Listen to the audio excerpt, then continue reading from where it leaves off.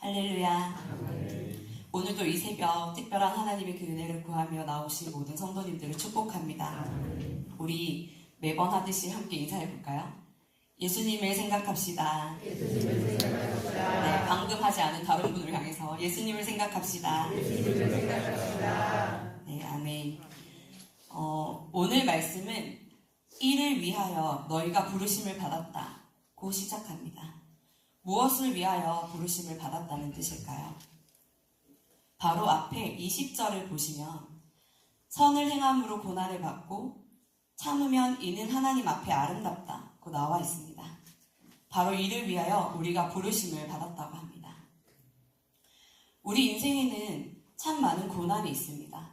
하나가 지나가면 또 하나가 오고 그 숱한 고난과 환난 가운데 가끔은 이 삶이 지긋지긋하고 믿음 때문이 아니라 사실은 이 고난을 피하고 싶어 마라나타 주여 오시옵소서 할 때가 있는 것 같습니다.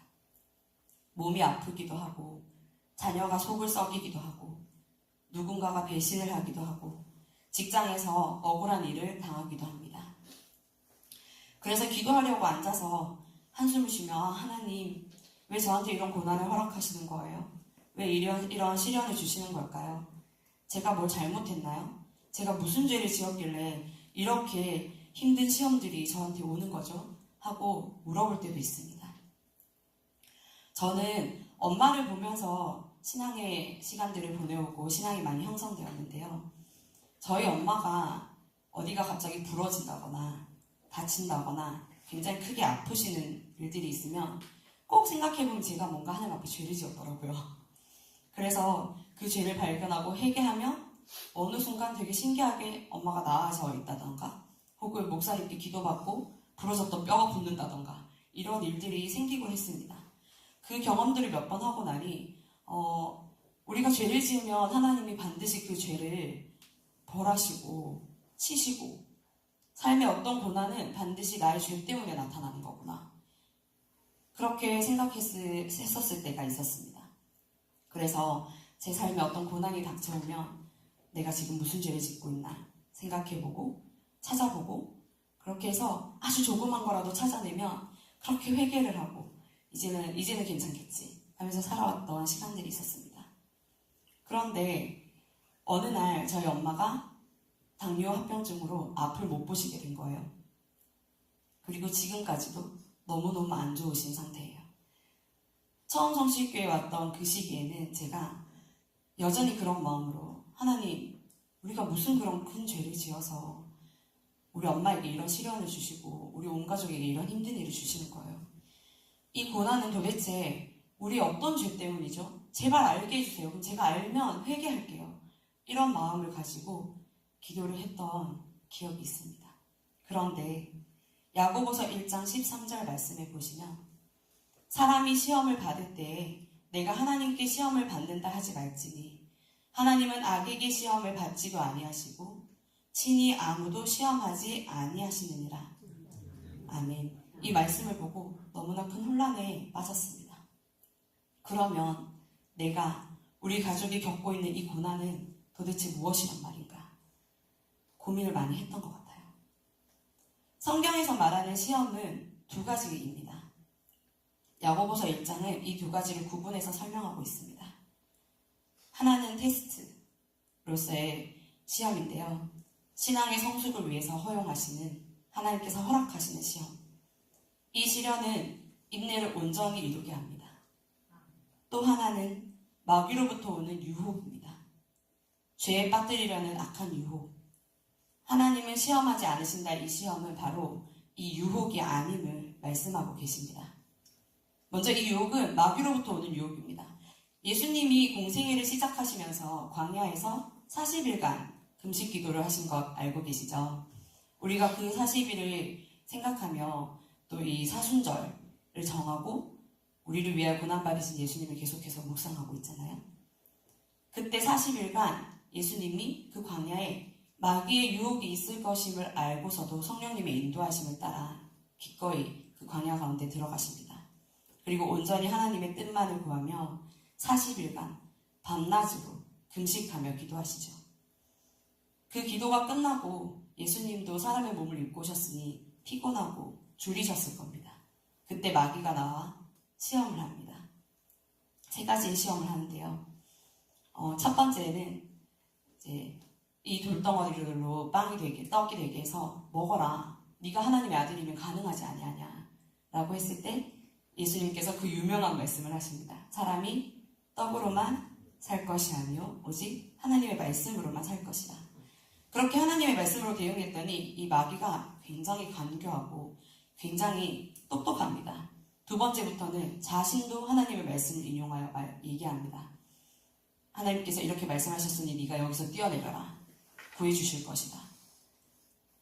또 내가 이 세상의 모든 부귀와 영화를 줄 테니 나에게 엎드려 경배하라. 이렇게요.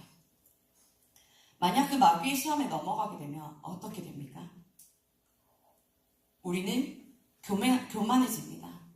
내가 마치 하나님의 자녀이기 때문에 하나님과 같아지는 것 같은 마치 선악과를 먹으면 하나님처럼 된다는 것처럼 나의 힘과 능력을 믿게 됩니다. 내 인생의 주인이 내가 되는 것처럼 생각하게 됩니다. 세상의 모든 부귀와 영화와 그 명예를 내가 가질 수만 있을 것처럼 그렇게 여겨지게 됩니다. 그러나 마귀의 시험에 넘어가면 내 인생의 주인이 나라도 되면 다행이죠. 누가 됩니까? 마귀가 우리의 삶의 주인이 됩니다. 마귀의 발 아래 엎드리는 것이 됩니다. 그런데 마귀가 약속했던 주겠노라 했던 이 세상과 부귀와 영화는 사실 누가 주인입니까? 하나님이십니다. 그러니 사실은 마귀가 우리에게 줄 수 있는 것은 아무것도 없습니다.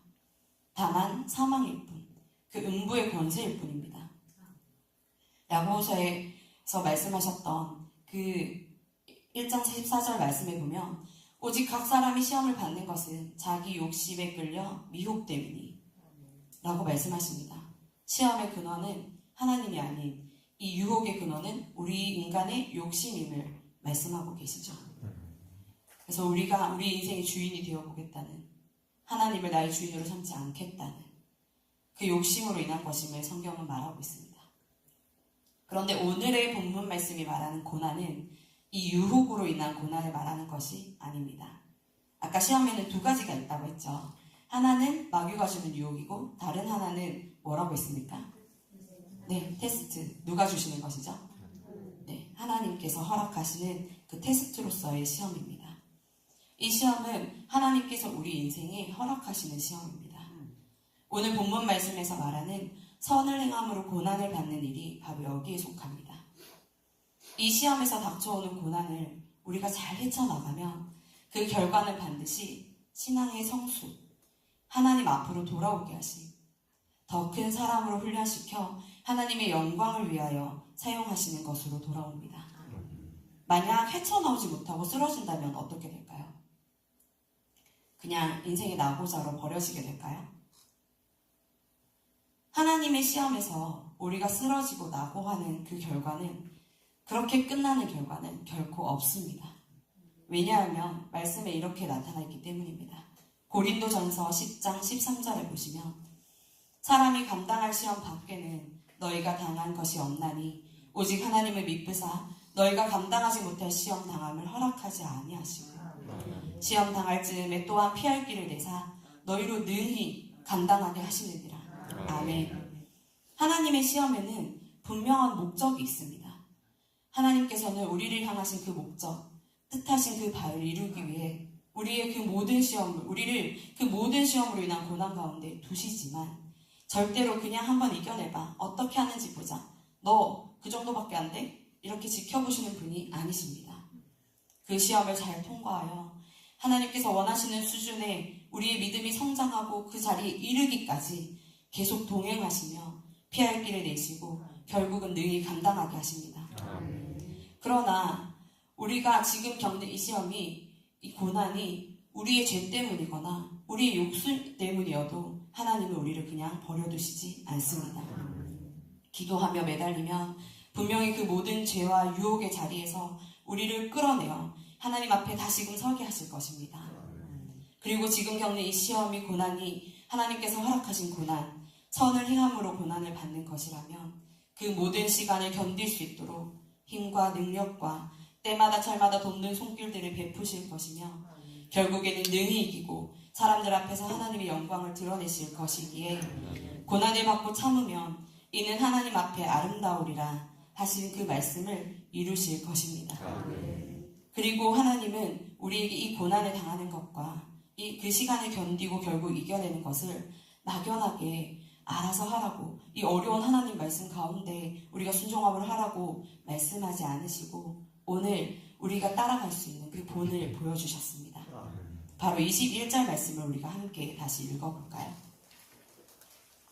21절 말씀입니다. 시작. 이를 위하여 너희가 부르심을 받았으니 그리스도도 너희를 위하여 고난을 받으사 너희에게 본을 비춰 그 자취를 따라오게 하려 하셨느니라. 아멘. 이 말씀대로 고난의 본을 보이신 예수님에 대하여 묵상하고 그 자취를 따라오게 하려 하신 하나님의 계획과 그 뜻 안에서 어떻게 살아가야 할지 깨닫는 크신 은혜가 이 시간 있기를 소원합니다. 먼저 고난을 당하신 이가 누구십니까? 네, 예수님입니다. 예수님은 어떤 분이십니까? 22절은 말씀합니다. 그는 죄를 범하지 아니하시고 그 입에 거짓도 없으시며. 고난을 받아 마땅한 죄인이 고난을 받는 것은 당연한 일입니다. 하지만 예수님은 온 우주에서 유일하게 고난받을 이유가 전혀 없으신 거룩하신 분이십니다. 가장 깨끗하신 분이 가장 더러운 죄인의 자리에 앉았다는 것. 그런데 그것이 우리를 위한 것임을, 이것이 우리가 받은 은혜의 시작입니다. 전능하신 하나님이신 예수님께서 세상에 낮고 천한 자리로 내려오신 것, 그것 자체로도 이미 우리는 갚을 수 없는 은혜를 받았습니다. 제가 얼마 전에 TV를 보다가 그 박정민이라는 배우가 나와서 이야기하는 것을 본 적이 있는데요. 그렇게 얘기하더라고요. 자기가 악플들을 보면서 얼굴이 못생겼다, 연기를 개떡같이 한다, 이런 악플들은 아무렇지도 않대요. 그런데 본인이 고려대를 나왔는데 고려대에는 서울 캠퍼스가 있고 지방 캠퍼스가 있지 않습니까? 근데 사실 본 캠퍼스를 다니는 학생들은 지방 캠퍼스를 고려대로 인정하지 않는다고 해요. 근데 누가 댓글에 그렇게 달았대요. 고려대 지방 캠퍼스인 주제에 고려대인 척하고 다닌다 라고 했는데 자기는 본 캠퍼스 출신이래요. 그 댓글은 참을 수가 없어서 고소를 너무 하고 싶었다는 거예요. 그걸 보는데 우리가 조금이라도 무시당하고 조금이라도 내가 가진 위치보다 낮게 여김을 당했을 때 어떤 마음을 갖는가라는 생각을 해보았습니다. 제가 한때 조금 친하게 지내던 사람이 있었는데요. 그 사람은 특징이 항상 누구를 좀 가르치려고 드는 사람이었어요.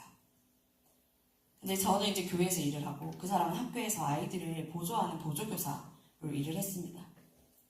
근데 사실 제가 계속해서 학교에서 일을 하지 않았습니까?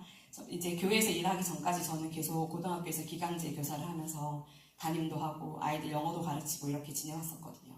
그러니 사실은 제가 봤을 때 그 사람보다 아이들을 가르치는 일은 제가 좀 더 뛰어난 것 같단 말이죠. 그런데 그 사람이 일은 어때? 그래서 제가 유치부 사역하는 일을 하면서 어떤 아이들은 이래서 힘들고 또 어떤 애들은 이래서 너무 사랑스럽고 이런 얘기들을 하니 자꾸 애들을 가르칠 때 이렇게 해야 돼, 저렇게 해야 돼, 아이들의 특징에 따라서 이래야 돼, 저래야 돼, 그러면서 저한테 이제 가르치려고 드는 거예요. 그 사람과 관계를 망치고 싶지 않아서 꾹꾹 누르면서 참고 들었지만 집에 왔는데 너무 짜증이 나는 거예요. 그래서 이 사람이랑 이제 그만 만나야겠다 라는 생각을 했던 경험이 있습니다. 저만 그런 거 아니죠, 여러분? 우리는 이런 조그마한 어떤 나를 조금 더 낮게 보고 내가 가진 경력을 조금 평가절하하는 느낌이 있을 때 굉장히 분노하고 굉장히 억울한 마음을 갖게 됩니다. 그런데 우리 예수님은 하나님이십니다. 전능하시고 전지하신 그분. 이 하늘의 모든 영광과 권세를 다 버리고 인간의 몸을 입는 것만으로도 사실은 우리 사람 같았으면 자존심 상하고 괴로울 일인데 심지어 가장 낮고 천한 동물의 밥그릇에 태어나시고 무슨 선한 것이 나겠느냐라고 평가되었던 그 나사렛 마을에서 자라며 평생을 나사렛 예수로 불리셨습니다. 근데 한 번도 내가 그런 취급을 받을 사람이 아니다, 나는 그런 존재가 아니다 하며 억울함을 토로하지 않으시고 우리를 위해 가장 낮고 가장 어리석은 우리를 구원하시기 위해서 기꺼이 그 자리로 내려와 낮아지신 예수님의 은혜를 생각하며 죄가 없으신 그분이 죄인인 우리의 자리에 우리의 죄를 지고